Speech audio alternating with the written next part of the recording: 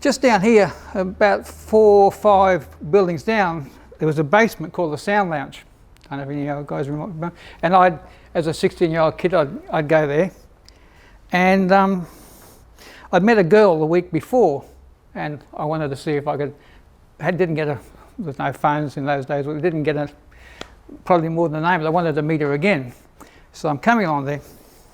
Now, I'm a completely non-violent person, as people who know me will tell you. I've never started a fight in my life.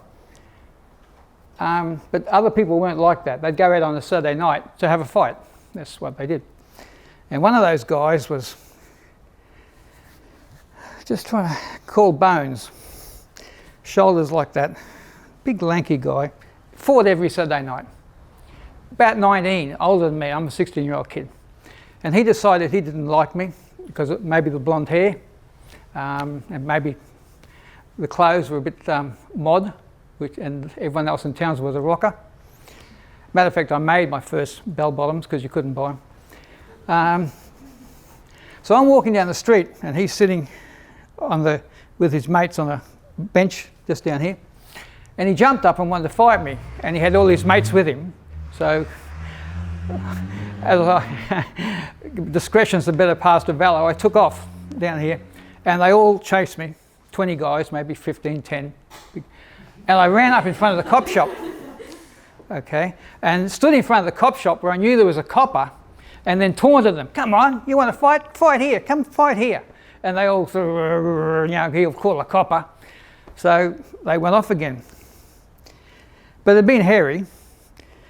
But I still wanted to see this girl, of course. And I happened to meet a mate, not even, just a guy I know. He was a big guy, big 19 again, just maybe a friend of my brother's who was 3 years older. I said, listen, I want to go down to the Sound Lounge to meet this girl, but Bones wants to fight me. And but would you walk down with me, because he's not going to fight me with you there. And the bloke said, sure. So we come walking down Flinders Street, and we walked past Bones and all his mates on the bench. And then Bones jumped up, grabbed my hair, and spun me around and bang into his knee, and just go bang, bang, bang, bang.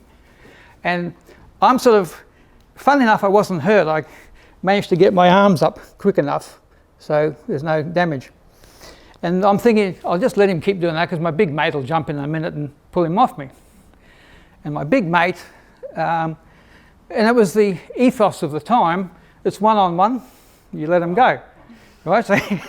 So this is also a story about only twice in my life have I gone into a rage induced by being hit. And it doesn't seem credible standing here today, but this is what actually happened. This 16-year-old kid with a 19-year-old going bang, bang, bang, snapped. And I grabbed this guy and I lifted him up to there and I hit him all the way down, probably doing no damage whatsoever. But he hit his head on the ground when he got there, knocked unconscious, blood coming out of his ear. All his mates just standing back, look at the 16-year-old kid is just taking out their champion. So an ambulance was called and he was taken off to hospital. And I walked away. And then the rage overtook me again. And I went back to front these sort of 6 guys, 3 guys sitting on the bench, 3 guys standing behind. And this little 16-year-old kid just went back and offered to fight any of them. I went, just, you want to go? You want to go? And they said, no. 16-year-old kid just accidentally, taken out their champion. Well, that's that story. Oh, it's a funny thing that within about a year, Bones did come back when he got out of hospital and wanted to fight me again, but more with a certain amount of respect. That time, like, I'll fight you when I see you. We were in Woolworths record shop at the time. There's a sequel to that story which I quite like. Years and years later, I'm in jail there. People who know me know I go occasionally. And I normally don't tell that story, but something came up. And I'm sitting with a bunch of mates who had a certain amount of respect for me because I'm respected in there. And I told that story. And one of the hard men in the jail, and there's a lot harder men in there than me, believe me, after I told the story, because when a guy tells a story like that to a bunch of mates, he might be bullshitting a little bit. There might be a bit of hyperbole. He might make out that he's the hero and that he's a better fighter than anyone else.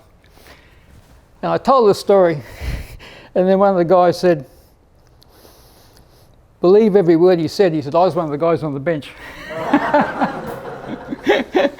Which was more. This actually happened. This is hard to believe, and again how violent this town was. It happened directly across there on the footpath.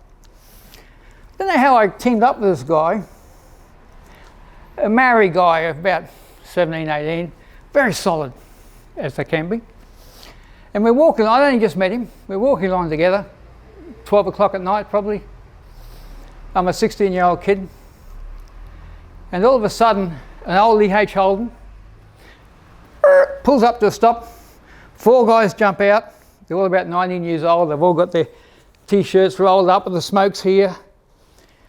And 2 of them walk behind us, and 1 of them walks in front of us. And the other guy, the driver of the car, goes to the boot of the car and takes out a big machete.